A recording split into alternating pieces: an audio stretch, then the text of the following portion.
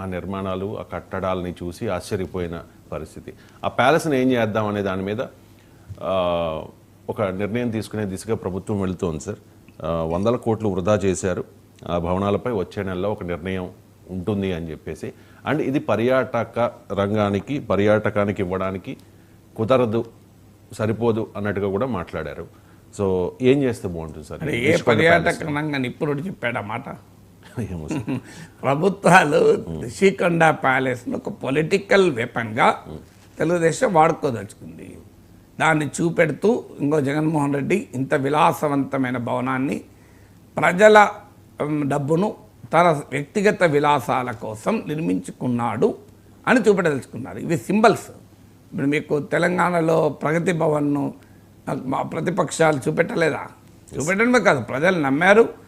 కేసీఆర్కి వ్యతిరేకంగా తీర్పు చెప్పడంలో ఒక అంశం Pragati Bhavan, one of the issues.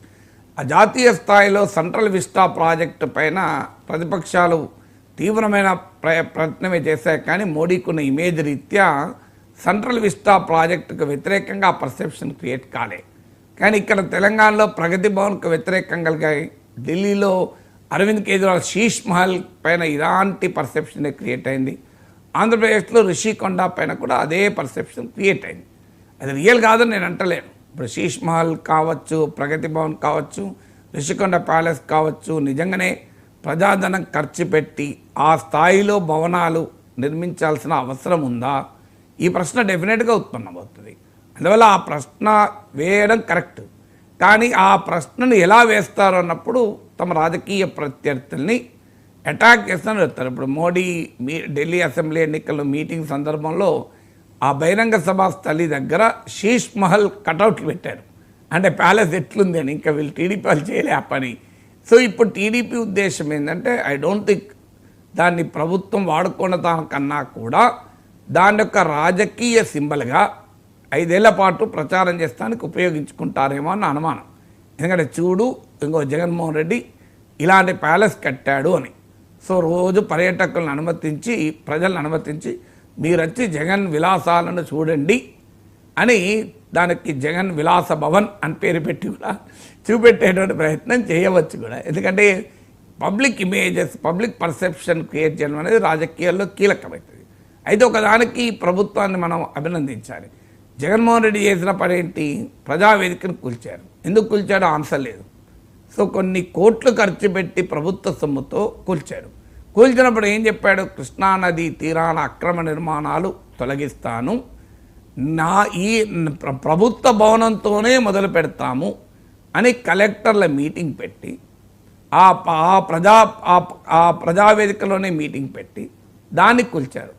నేను ఆ రోజు కూడా అడిగాను, నిజంగానే మీకు ఇది రాజకీయం కాకపోతే కృష్ణానదీ తీరంలో ఉన్న అక్రమ నిర్మాణాలన్నీ కూల్చేస్తే ఫ్యూచర్లో ఇది కరెక్ట్ అది. కానీ జగన్మోహన్ రెడ్డి 5 ఏళ్ళు అధికారం ఉన్నాడు, ఒక్కటంటే ఒక్క అక్రమ నిర్మాణం ముట్టుకున్నాడు ఆ ప్రైవేట్ నిర్మాణాన్ని.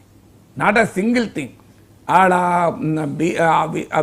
బీజేపీ విశ్వ హిందూ పరిషత్ నాయకుడు, మా రాజకీయ నాయకుడుగా విశ్వ హిందూ పరిషత్ ముఖ్యం కాదు అక్కడ, గోగరాజు గంగరాజు ఆయన ఆయన ఆయన బిల్డింగ్ ఉన్నాడు. అమిత్ షా వచ్చి కూడా ఉన్నాడు, ఆయన గెస్ట్ హౌస్ కూడా ఉన్నాడు, కృష్ణానదిలోనే ఉంటుంది. మరి దేని ముట్టుకున్నాడు చెప్పండి జగన్మోహన్ రెడ్డి? ఒక్కదాన్ని ముట్టుకున్నాడా? ప్రజావేదికను మాత్రం కూల్చాడు. అంటే అర్థం ఏంటి?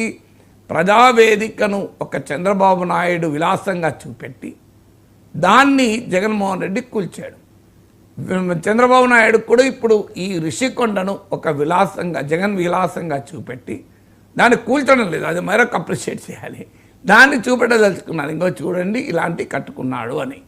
లేకపోతే దీనిపైన పర్యావరణానికి ఉపయోగపడదు, మంత్రులకు మీరు వెళ్ళి చూసి చెప్పండి, మంత్రులకి ఏమర్థమవుతుంది?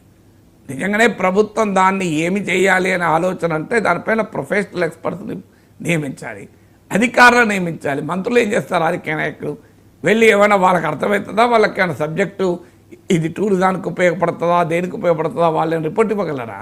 వాళ్ళు ఏం చేస్తారు? మ్యాక్సిమం అయితే చూడు జగన్మోహన్ రెడ్డి ఇంత దుర్మార్గంగా రుచికొండ పేల కట్టుకుని 4 ఉపన్యాసాలు ఇచ్చేస్తారు.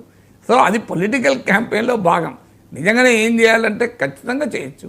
మీకు పర్యావరణానికి ఎందుకు ఉపయోగపడదు? పర్యాటక రంగానికి, పర్యాటక రంగమే కాదు, సినిమా షూటింగ్లకు బ్రహ్మాండంగా ఉపయోగపడుతుంది. రియల్గా ఇప్పుడు మనకు రామోజీ ఫిలిం స్టూడియోలో సెట్టింగ్స్ వేసుకొని సినిమాలు తీయరా? మీరు బ్రహ్మాండమైన సినిమాలు తీయచ్చు, బాలీవుడ్ సినిమాలు కూడా తీయచ్చు. దాన్ని ఒక సినీ స్టూడియోగా మార్చేయండి.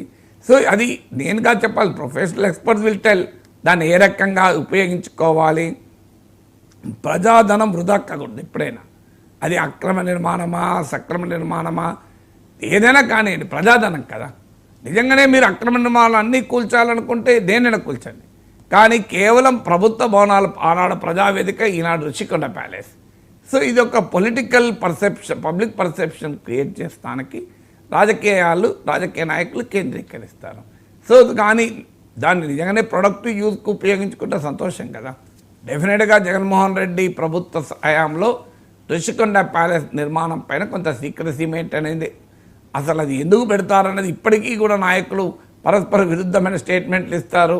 వైసీపీ నేతలు ఓసారి టూరిస్ట్ పర్పస్కి అంటారు, ఓసారి ఏం జగన్మోహన్ రెడ్డి ముఖ్యమంత్రి క్యాంపు కార్యాలయం తప్ప అంటారు. ఏం జగన్మోహన్ రెడ్డి ఉంటాడా ముఖ్యమంత్రిగా, వేరే వాళ్ళు ఉండరా, ఇవన్నీ అంటారు. కానీ అల్టిమేట్గా అది ఎందుకు కట్టారు, ఏ పర్పస్కి కట్టారు? నిజంగానే పర్యావరణానికి కోసం పర్యాటక రంగం కొరకే కడితే ఎక్కడన్నా పర్యాటక రంగ రిపోర్ట్ ఉందా?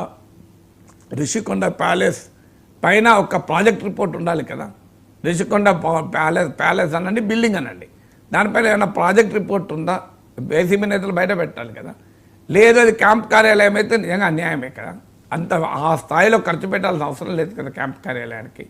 సో ప్రగతి భవన్ కూడా ఇలాగే అన్నారు. ఇప్పుడు ప్రగతి భవన్ ఎవరికి ఉపయోగపడుతుంది?